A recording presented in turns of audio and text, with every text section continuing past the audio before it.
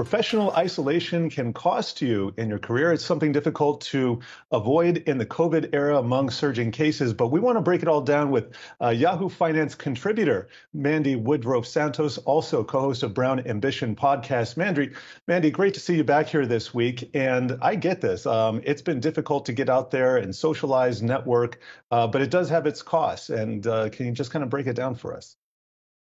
Absolutely. I mean, I think you hear my little pandemic buddy, my dog. And I think for those of us who have kissed our cubicles goodbye in 2020, it feels a lot like we're still 2020ing out here. And I really want to talk to workers, especially those who are heading into the new year, feeling that drag of, oh man, here we are again. Not only working from home, but also feeling a sense of isolation from your colleagues, from those professional connections that used to be as simple as getting up and heading to the kitchen for a coffee or a snack. And I just want to encourage everyone to try to fight against that, especially if you're feeling like you're in a rut in your career. Through my business, Mandi Money, career coaching, I talk to dozens of women and I see them struggling with this. I don't really have anyone to talk about. And where do I go to for advice? So that's what I'm talking about when I mean professional isolation and how it really can hinder you professionally. And you say there are several steps that you can take to sort of make sure that you don't find yourself in this position. So many people are now 22 months in almost working from home. And one of them is think outside the office. What does that mean? Absolutely. I mean, I think for a lot of us, the office has expanded these days. I want you to think outside of your colleagues themselves. That's what I mean by this. Think about your external network.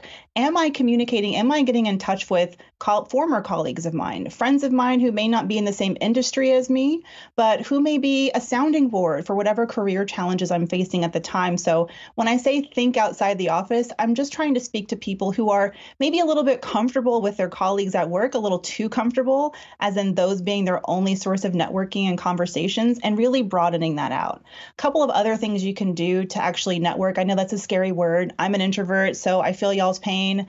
The idea of networking, even virtually, can be a little daunting. But think about your hobbies or your interest. It does not always have to be something tied to your specific industry. I've got mentees who've literally made friends in a new city by joining a Facebook group all about which podcast they love. So if you're willing to put yourself out there and lean into those hobbies and interests, you may find that networking is not that hard after all.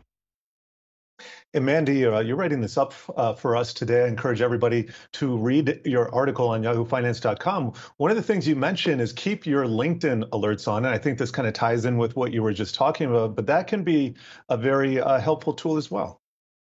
Yeah, I'm a huge fan of passively job searching, which by that I mean making sure that my LinkedIn profile is updated, that it has accurate information on there, and that at least once a week I'm checking my messages. I'm telling you, when I got back from maternity leave, I was gone for about 3 months. Of course, I wasn't thinking about LinkedIn, but when I got back, there were some job opportunities that were just languishing on the virtual shelf. So I encourage you to just, if it seems hard for you to find time, once a week, just check on LinkedIn, make sure no opportunities are being missed there. And also, I mentioned in the article as well, the importance of never stopping being a student, especially when you're talking about building those relationships. LinkedIn Learning is one of the online courses, online communities that I mentioned in my article, where it's actually it's fertile ground for building professional development skills.